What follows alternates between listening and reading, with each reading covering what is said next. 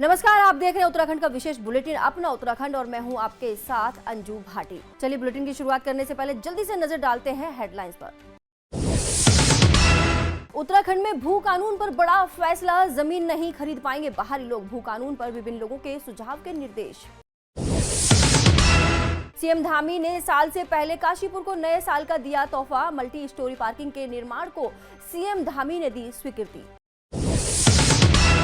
खूब सतारा कोहरा, हरिद्वार और उधम सिंह नगर में येलो अलर्ट, कड़क है इस हफ्ते मौसम का मिजाज, खासतौर पर वाहन चालकों के सामने चुनौती। खूब छलके जाम, 30 करोड़ की शराब, गटक गए लोग, आबकारी विभाग की भी हुई खूब चाली, नए साल 2024 के स्वागत के लिए की गई थी विभिन्न तैयारियां। इस वक्त की अहम खबर सामने आ रही है। राम मंदिर के लिए मूर्ति का हुआ चयन, अयोध्या में राम मंदिर की प्राण प्रतिष्ठा 22 जनवरी को होगी। प्राण प्रतिष्ठा के लिए मूर्ति का हुआ चयन, करोड़ों श्रद्धालु उस पल का कर रहे बेसब्री से इंतजार। अयोध्या में राम मंदिर की प्राण प्रतिष्ठा 22 जनवरी को होगी। केंद्रीय मंत्री प्रहलाद जोशी ने दावा किया कि भगवान राम की मूर्ति का चयन कर लिया गया है। करोड़ों श्रद्धालु उस पल का बेसब्री से इंतजार कर रहे हैं जब अयोध्या में राम जन्मभूमि में बने भव्य मंदिर में रामलला की मूर्ति स्थापित की जाएगी। चलिए आगे बढ़ते हैं। उत्तराखंड प्रदेश के मुखिया पुष्कर सिंह धामी ने साल 2024 से पहले काशीपुर को नए साल का तोहफा दिया है। शहर में लंबे समय से प्रतीक्षित मल्टी स्टोरी पार्किंग के निर्माण को सीएम धामी ने स्वीकृति दे दी है। मुख्यमंत्री पुष्कर सिंह धामी के निर्देश पर ग्रामीण निर्माण विभाग द्वारा मल्टी स्टोरी पार्किंग के लिए आगमन धन की संस्तुति को स्वीकार करते हुए शासन ने 17,98,99,000 रुपए के बजट को स्वीकृति दे दी है और राज्य वित्त विभाग से निर्माण कार्य की 40% धनराशि अर्थात 7,19,59,000 की धनराशि भी पहली किस्त के रूप में अवमुक्त कर दी गई है। मुख्यमंत्री पुष्कर सिंह धामी की स्वीकृति मिलने पर आशीष गुप्ता ने आभार व्यक्त किया। साथ ही गुप्ता ने इस पार्किंग के लिए विधायक त्रिलोक सिंह चीमा द्वारा किए गए प्रयासों के लिए उन्हें भी धन्यवाद किया। गुप्ता ने कहा कि उम्मीद है कि जल्द ही बची हुई शेष धनराशि शीघ्र ही आवंटित होने की स्वीकृति मिल जाएगी और विभिन्न वार्डों में नालियों, पुलियों, सड़कों और सुलभ शौचालय आदि विकास कार्यों के होने से काशीपुर की जनता को काफी राहत मिलेगी। उन्होंने कहा कि काशीपुर में यातायात की भयंकर समस्या को देखते हुए प्रदेश के मुख्यमंत्री से काशीपुर में मल्टी स्टोरी पार्किंग बनाए जाने का अनुरोध किया गया था। मल्टी स्टोरी पार्किंग बनने से काशीपुर की यातायात संबंधी एक बड़ी समस्या का समाधान हो गया है। इसी के साथ ही काशीपुर मीडिया सेंटर के अध्यक्ष दिलप्रीत सिंह सेठी ने कहा कि पहले विकास पुरुष नारायण दत्त तिवारी को कहा जाता था, लेकिन अब हमारे प्रदेश के मुख्यमंत्री पुष्कर सिंह धामी विकास पुरुष के नाम से जाने जाने लगे हैं। उन्होंने कहा कि प्रदेश के मुखिया धामी काशीपुर से ज्यादा प्रेम करते हैं, इसी कारण उनका ध्यान काशीपुर की जनता पर रहता है। वह हर एक कार्यकर्ता को नाम से जानते हैं। इसी के साथ ही विश्व हिंदू परिषद के राजीव परनामी ने कहा कि जिस तरीके से मुख्यमंत्री ने नए साल पर काशीपुर वासियों को जो पार्किंग के रूप में तोहफा दिया है वह उनकी सराहना करते हैं और आशा करते हैं कि मुख्यमंत्री आने वाले समय में भी काशीपुर के प्रति गंभीर रहेंगे। उत्तराखंड में बाहरी लोग अब जमीन को नहीं खरीद पाएंगे क्योंकि प्रदेश हित और जनहित में यह निर्णय लेते हुए सीएम ने भू कानून के संबंध में आदेश जारी किया है। आदेश के तहत बाहरी लोगों के कृषि और उद्यान के उद्देश्य से जमीन खरीदने पर अंतरिम रोक लगा दी गई है। मुख्यमंत्री पुष्कर सिंह धामी ने कल मुख्यमंत्री आवास में भू कानून के संबंध में उच्च स्तरीय बैठक लेते हुए अधिकारियों को निर्देश दिए कि भू कानून के लिए बनाई गई कमेटी द्वारा बड़े पैमाने पर जन सुनवाई की जाए और विभिन्न क्षेत्रों से जुड़े लोगों और विशेषज्ञों की राय ली जाए। सूत्रों के अनुसार भू कानून के लिए विकेंद्रीकृत व्यवस्था के लिए गढ़वाल और कुमाऊं कमिश्नर को भी शामिल किया जाए। मुख्यमंत्री के निर्देश पर प्रदेश हित और जनहित में यह निर्णय लिया गया है कि भू कानून समिति की आख्या प्रस्तुत किए जाने तक या अग्रिम आदेशों तक जिलाधिकारी प्रदेश से बाहरी व्यक्तियों को कृषि और उद्यान के उद्देश्य से भूमि क्रय करने की अनुमति के प्रस्ताव में अंतिम निर्णय नहीं लेंगे। मुख्यमंत्री ने निर्देश दिए कि समिति द्वारा विशेषज्ञों और विभिन्न क्षेत्रों से जुड़े लोगों के सुझावों के आधार पर तेजी से ड्राफ्ट बनाया जाए। उन्होंने कहा कि राज्य सरकार द्वारा सभी निर्णय प्रदेश के हित में लिए जा रहे हैं। इस अवसर पर अपर मुख्य सचिव राधा रतूड़ी के साथ अन्य लोग भी मौजूद रहे। मैंने पिछले वर्ष मई में भी कैबिनेट में इस बात की चर्चा की थी और एक हमने निर्णय तभी ले लिया था कि प्रदेश के अंदर जितने भी प्रकार की जो जमीनें खरीद रहे हैं उनका पहले हम वेरिफिकेशन करेंगे और वेरिफिकेशन करने के बाद उसको जो है जो विधिक मान्यता है या स्वीकृति है वो प्रदान करेंगे। और आज से नए वर्ष में हमने जो कृषि के लिए जो भूमि अन्य लोगों के द्वारा खरीदी जाती है उस पर हमने अभी रोक लगा दी है। अन्य जो जमीन है उसका भी वेरिफिकेशन हम सभी का करेंगे। प्रदेश में छाया कोहरा लोगों को सता रहा है। सुबह घरों से निकलने में लोगों को परेशानी का सामना करना पड़ रहा है। खासतौर पर वाहन चालकों के सामने इस समय चुनौती है। प्रदेश के कुछ जिलों को छोड़ अधिकतर जिलों में आज कोहरा छाया हुआ है।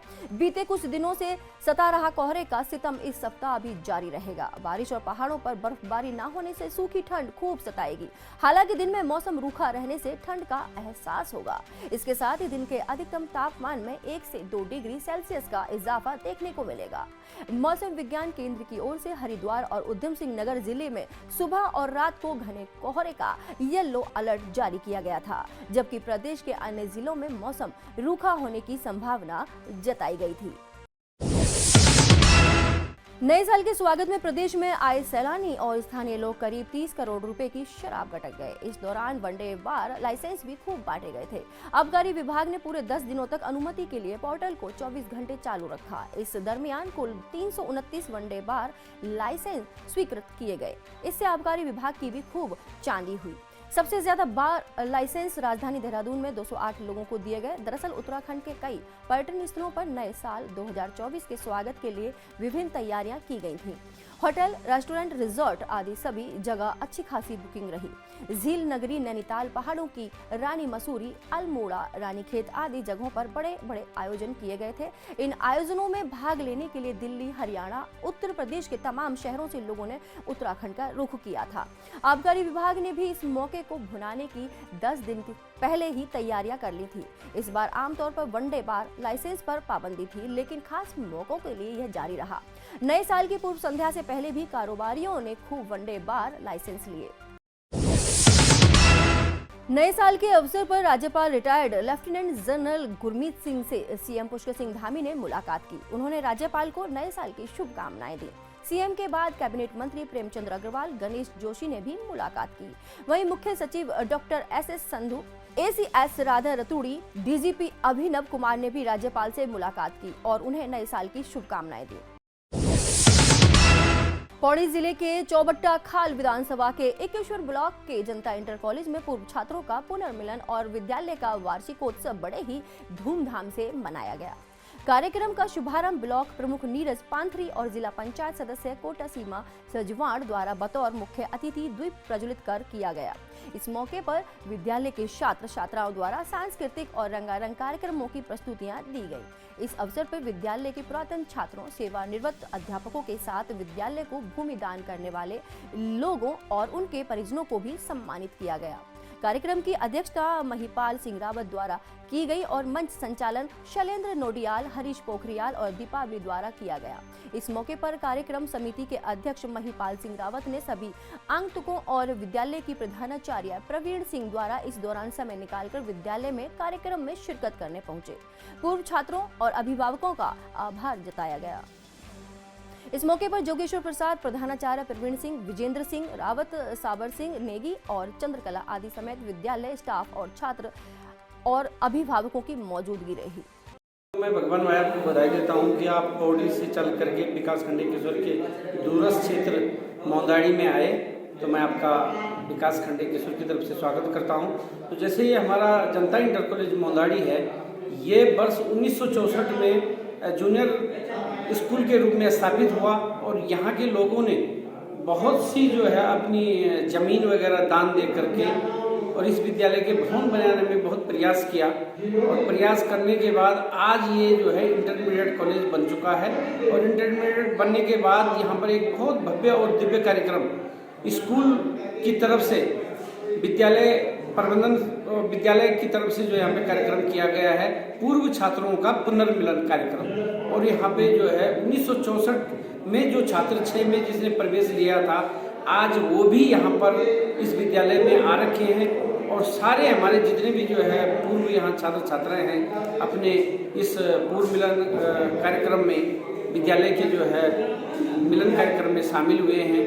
और बहुत ही यहाँ पर हमारे विद्यालय के द्वारा जो यहाँ पर जनता इंटर कॉलेज मौदाड़ी है, इनके प्रधानाचार्य और सारे अध्यापकों के द्वारा, और जो इनकी वर्तमान में यहाँ पर अभिभावक संघ की कार्यकारिणी वगैरह बनी हुई है, इनके द्वारा यहाँ पे बहुत दिनों से जो है काफ़ी मेहनत की गई है। और आज जो है रविवार है और कल से जो है विद्यालयों की छुट्टी हो गई है, उसके पश्चात भी यहाँ के विद्यालय के पूरे जो है टीचरों और प्रधानाचार्य इतनी बच्चों के साथ इतनी मेहनत करके, और सेवित ग्रामों के जो हमारे प्राथमिक विद्यालय हैं, चाहे वो डंडा है, मोंदाड़ी है, बंठोली है, यहाँ के छात्र छात्राओं के द्वारा भी यहाँ पर सांस्कृतिक कार्यक्रम लगातार किया जा रहा है। और विद्यालय परिवार की ओर से पूर्व छात्रों का भी यहाँ पे सम्मान किया जा रहा है, पूर्व गुरुजनों का, प्रधानाचार्यों का भी यहाँ पर सम्मान किया जा रहा है। तो मैं इन लोगों को धन्यवाद देता हूँ कि जिन्होंने यहाँ पे एक बहुत बड़ा कार्यक्रम ऐसा किया है। ये विद्यालय परिवार की तरफ से बहुत अच्छी यहाँ पर जो है, जो अतिथि भी थे, जितने हमारे पुराने छात्र हैं, पुराने अध्यापक, सेवानिवृत्त अध्यापक हैं, सब लोगों को बहुत सम्मान तरीके से जो यहाँ पे गुलदस्ते भेंट किए गए। बहुत सारे उनके द्वारा फूल इकट्ठा किए गए हैं और वो भी फूल भी यहीं से जो है उन्होंने इकट्ठा करके जो है सब लोगों को गुलदस्ता के रूप में एक गुलदस्ता जो है भेंट किया है। तो मैं विद्यालय परिवार को एक बार फिर जो है हार्दिक शुभकामनाएं देता हूँ और धन्यवाद देता हूँ कि ऐसे कार्यक्रम करते रहे। अल्मोड़ा में विभिन्न हिंदू संगठनों के तत्वाधान में बाजार तक भव्य अक्षत कलश यात्रा निकाली गई, जिसमें लोकसभा सांसद अजय टमटा सहित सैकड़ों की संख्या में महिलाएं, युवा और विभिन्न हिंदू संगठनों से जुड़े लोग शामिल हुए और जय श्री राम के नारों से गूंज उठा। अयोध्या में भव्य श्री राम मंदिर बनने पर खुशी जताते हुए पूरे देश के साथ अल्मोड़ा में भी लोगों में खुशी का माहौल देखा जा रहा है। इस अवसर पर सांसद अजय टमटा ने कहा कि प्रधानमंत्री नरेंद्र मोदी 22 जनवरी को अयोध्या में श्री राम मंदिर में भगवान श्री राम की प्राण प्रतिष्ठा का शुभ कार्य होने जा रहा है। पूरे देश में उत्साह का वातावरण है। कि आप सबकी जानकारी में ही है, प्रभु राम का भव्य दिव्य मंदिर वर्षों की महत्वाकांक्षाओं की आशाओं के पूरे हिंदू राष्ट्र भारतवर्ष के और पूरे हर एक राज्य गांव के अंदर एक उत्साह का वातावरण है। और इसी प्रकार से पूजित अक्षत भी घर घर तक पहुंच रहे हैं। आज हवन और यज्ञ के बाद आज पूरे अल्मोड़ा नगर के अंदर माताओं ने, बहनों ने, बच्चों ने, युवाओं ने प्रभु राम के डोले के कार्यक्रम के साथ आज दिव्य भव्य यात्रा निकाली है। और 22 तारीख को माननीय प्रधानमंत्री जी के मार्गदर्शन में प्रभु राम का अयोध्या में विराजमान होंगे। और ये वर्षों से जो लोगों का मन में था, भाव था, प्रभु राम का दिव्य और भव्य मंदिर बने, वो बनकर तैयार है। प्रभु राम विराजेंगे, सबके अंदर उत्साह का वातावरण है, पूरे भारत के अंदर उत्साह है। मूल निवास 1950 गैरसैंण राजधानी और भू कानून की मांग को लेकर उत्तराखंड क्रांति दल में अल्मोड़ा में धरना प्रदर्शन किया गया। यूकेडी कार्यकर्ताओं ने जोरदार नारेबाजी करते हुए अपनी मांग उठाई। यूकेडी पदाधिकारी ने कांग्रेस बीजेपी को प्रदेश में जल जंगल जमीन की लूट का जिम्मेदार ठहराते हुए कांग्रेस बीजेपी को एक ही थैले का चट्टा बट्टा बताया। यूकेडी जिला अध्यक्ष ने कहा कि मूल निवास 1950 की मांग को पार्टी जोर शोर से उठा रही है। बाहरी लोग स्थायी निवास प्रमाण पत्र बनाकर उत्तराखंड में सरकारी नौकरी कर रहे हैं, जबकि पहाड़ का युवा बेरोजगार घूम रहा है। उत्तराखंड क्रांति दल पूरे प्रदेश में मूल निवास 1950 को लेकर अनशन कर रहा है, क्योंकि आज के दिन हमारा युवा बेरोजगार घूम रहा है और बाहर के लोग जो यहाँ पर आकर स्थायी निवास का अपना एक निवास प्रमाण पत्र बनाने के बाद सरकारी विभागों में रोजगार पा रहे हैं, जबकि हमारा युवा आज भी बेरोजगार है। उत्तराखंड क्रांति दल ने उत्तराखंड राज्य की मांग को इसलिए किया था कि हमारा युवा रोजगार होगा, यहाँ हमारी ज़मीनें हमारे हाथ में होंगी, यहाँ का जल जंगल ज़मीन हमारे लोगों के हाथ में होंगी, वो यहाँ पर रोज़गार पाएंगे। मगर आज की ये सरकार है, इनने इस तरीके से इस प्रदेश को लूट और खरोच का धंधा बना दिया है कि आज उत्तराखंड क्रांति दल पुनः इस भू कानून मूल निवास 1950 को लागू करने के लिए आज 1 तारीख को नव वर्ष के प्रथम दिवस इस कार्यक्रम को रख रहा है। पूरे प्रदेश के अंदर ये कार्यक्रम चल रहे हैं। इस बुलेटिन में फिलहाल इतना ही। हर खबर को देखने के लिए जुड़े रहिए मेरे साथ। उत्तराखंड का विशेष बुलेटिन अपना उत्तराखंड।